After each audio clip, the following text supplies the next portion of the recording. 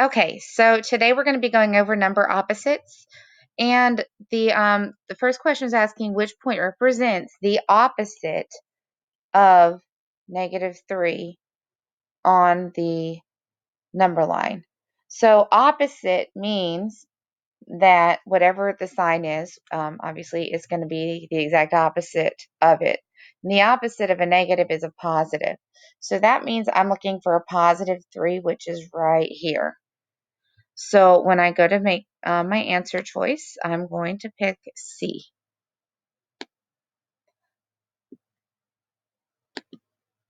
All right.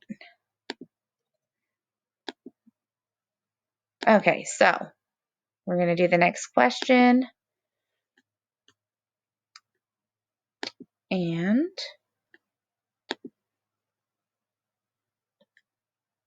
this one says graph the opposite of -3/4. So the opposite of a negative, again, is a positive.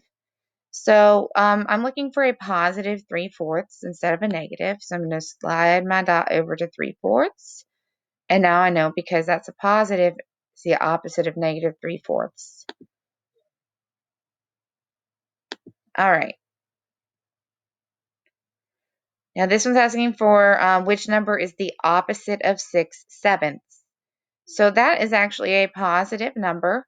The opposite of a positive is a negative. So all I have to do is put a negative symbol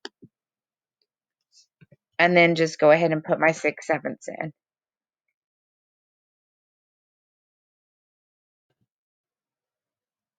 All right, and finally, this one is asking which point represents the opposite of 1 on the number line. So the opposite of 1, which is a positive number, is going to be -1, which, as you can see, is letter C. So, sorry, I didn't mean to make that mark, guys. So letter C is my answer because that's where the -1 is. All right. And that's how you do these problems, guys. Good luck. Let me know if you need any help. Have a great day.